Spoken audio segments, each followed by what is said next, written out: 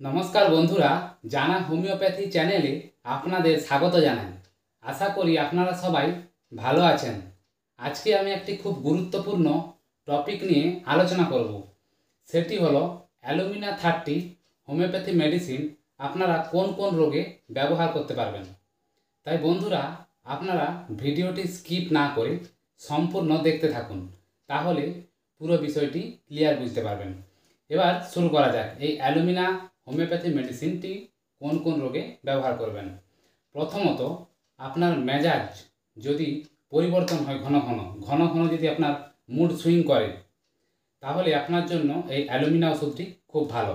এছাড়া আপনার মধ্যে যদি সুইসাইড বা আত্মহত্যার প্রবণতা থাকে, তাহলেও এই ওষুধটি খুব ভালো।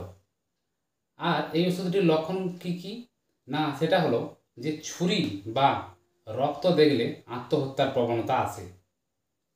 এবার আসি, যদি আপনার নাকে ব্যথা হয়, নাক থেকে জল বেরোচ্ছে নাক থেকে, এই ধরনের সিমটম যদি আপনার মধ্যে থাকে, তাহলে এই অ্যালুমিনা ওষুধটি খুব ভালো কাজ করে।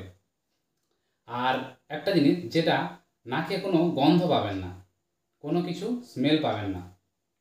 এবার আসি পেটের সমস্যা। পেটে মূলত অ্যাসিডিটি হয় আর খিদে থাকে না, কোনো কিছু খেতে ভালো লাগে না। আর একটা জিনিস, আলু যখন খাবেন, আলু খাওয়ার পর অস্বস্তি হয় আলু খেলে। আর আপনি যে কোনো খাবার ছোট ছোট টুকরো ছাড়া গিলতে পারেন না, খুব অসুবিধা হয় বড় টুকরো খেতে হলে।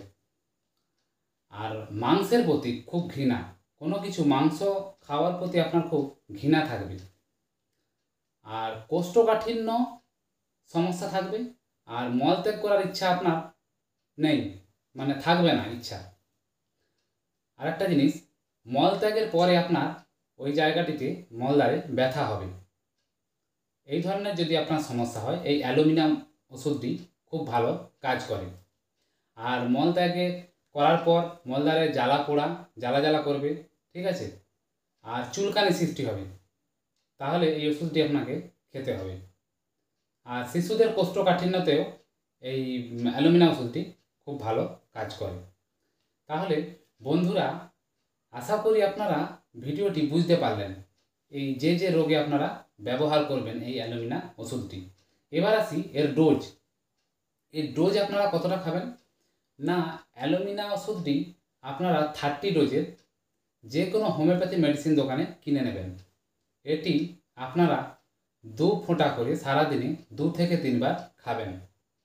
এই যে সমস্ত আমি রোগগুলো বললাম, এর মধ্যে কোনো একটি সমস্যা হলে আপনি খাবেন, কয়েকদিন খাবেন, দেখবেন আস্তে আস্তে সুস্থ হয়ে যাবেন, তারপর ওষুধটি বন্ধ করে দেবেন।